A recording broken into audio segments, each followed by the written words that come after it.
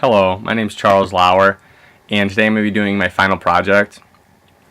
To start off, I'm going to say what capitalism is. Capitalism is a social system based on the recognition of individual rights, and it often includes property rights in which an individual can own private property. Unfortunately, the defects of capitalism represent the basic flaws of human nature.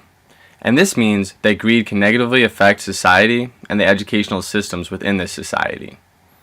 For example, there have been multiple cases of corruption involving economics and finances in the realm of charter schools. And there's actually a current case out about a case in Ohio. I feel very strongly that a good educational system is something that promotes a good economy. And the fact that America's economy is good shows that America's education system is very respectable. However, I do find one major flaw in our society, and that is just that we don't really incorporate poverty enough into solving the educational problems that are in existence currently. So just going on to the next part, I'm going to talk about the Common Core state standards and how they don't really fulfill the needs of all of our students, particularly the students in poverty areas. The CCSS, or the Common Core State Standards, do little to incorporate the element of poverty, and this is an oversight because our overall scores in America are unspectacular because of our high rates of child poverty, and that's from Creation. In the end, our capital system comes down to a higher power, and the fact that Americans and the fact that all the Americans in power do not want to give up their power leads to a lot of the problems that exist in our American society. A key element of the No Child Left Behind was the fact that sanctions were put on students who did not make adequate yearly progress. That's from Hodge. In my opinion, this put unfair pressure on the teachers who were working in high poverty areas, especially when one considers that a lot of students who were passed on to the next grade were not actually reading at the appropriate reading level. The problem with Common Core state standards, particularly in poverty high levels, is that teachers need to improve their students' ability to read while simultaneously incorporating the Common Core state standards. A teacher needs to accelerate readers' progress, up the gradient of text difficulty, especially for readers who come into the classroom with reading and writing deficiencies. Now that I've introduced the problem with Common Core state standards, I would like to talk about a personal experience that I observed while teaching at Euclid High School.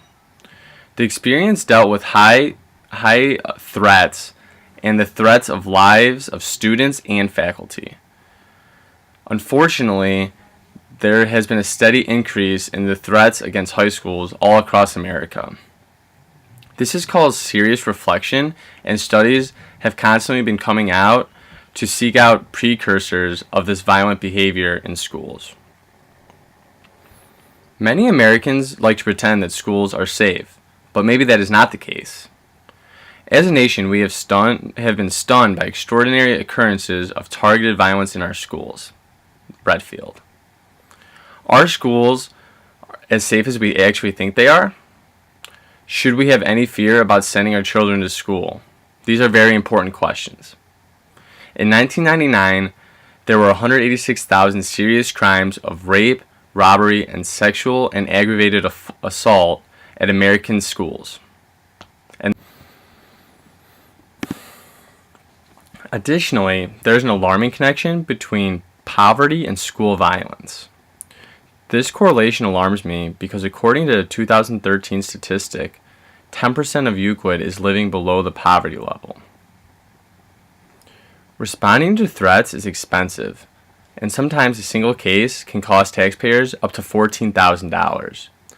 This is a big issue in cities that don't have high taxpayers and cities that have high poverty levels because they can't really afford to deal with all the threats properly. The threats that are being sent are from phone calls, emails, apps, and online chat rooms. No matter how the calls come in, each case has to be treated like an emergency. In regards to school violence, perhaps the biggest issue is the socioeconomic issue of class, and oftentimes an offender might just be acting out of frustration with their economic system. So they might even target richer teachers or students or maybe even faculty. A 2009 study states that in 2007 and 2008, 10% of teachers in inner city schools were threatened with injury by their students. So how do we stop these threats of violence? This is a tough question to answer, but I think there's two crucial things that we need to start doing. First, when we do find these offenders who have threatened school violence, I think we need to implement harsher jail time or harsher juvenile delinquent time. Also, I think harsher fines could definitely be a way to prevent these threats. For example, having a minimum $8,000 fine for anyone who poses a serious threat against a high school. Evidence of drastic action working are seen in Laurel County, where bomb threats appeared to drop off after a judge ordered parents to pay $10,000 in restitutions. Additionally, the offender received 35 days in jail, and the offender might even get 5 additional years of jail time. So these serious sentencings, I think, really could prevent these threats from happening in the future, because I think it would raise awareness to how serious the issue really is. Katie James, a social researcher, seems to have identified a key explanation for violent behavior. James states, students who perceived that school rules are unfair are more likely to bring a weapon to school than the students who believe rules to be fair. So what can teachers do to alleviate this problem? I think the best thing that teachers can do here is just to support students and make sure that all students feel that they are an important part of a democratic high school. I don't think the system that is in place is adequate at all at preventing school violence, and that's because it's continuing on and because there's not really many deterrents to stop people's behavior. This is something stated by John Akers, the director of the Center for School Safety. Akers believes Americans need to take drastic action and kind of stop, the minimal punishments and make them more intense, long-term, 2 to 3 year sentences. Before wrapping up, I want to make a couple quick comments about the Common Core state standards, which I was talking about earlier. I just find this issue really important to me, and I hope that drastic change will continue to take place in regards to the Common Core state standards.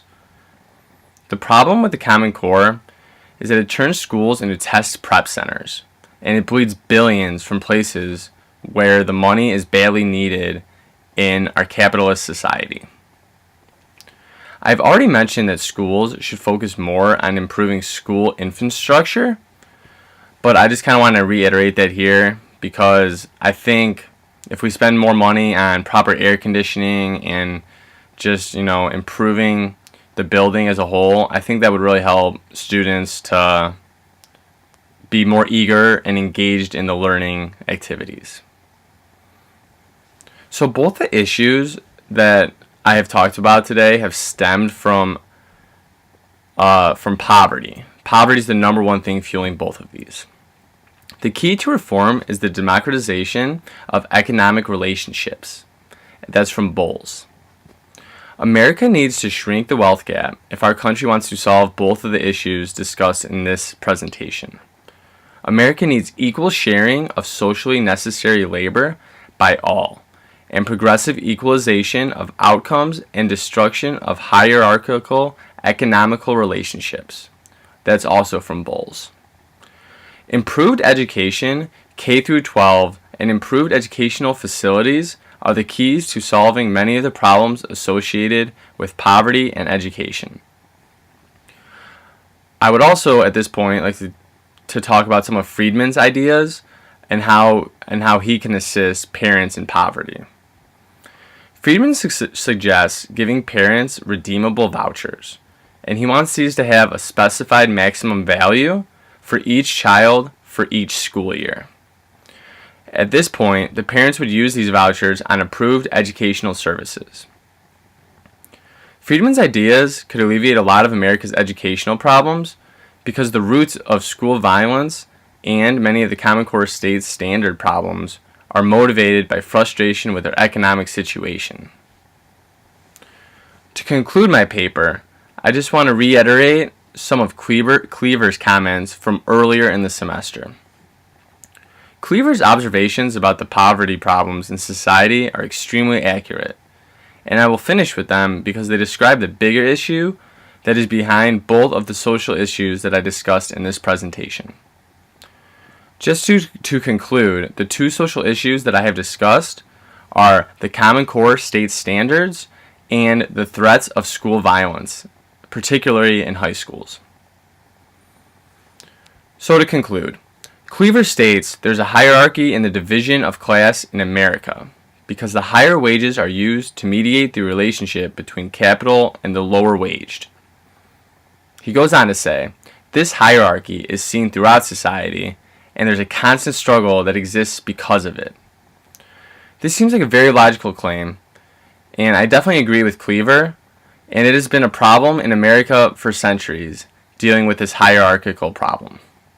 So hopefully in the future we can deal with both of these social issues, and I think that we are making progress in the right direction, and I hope that my recommendations do get put into place. Thanks. That's a product of Redfield.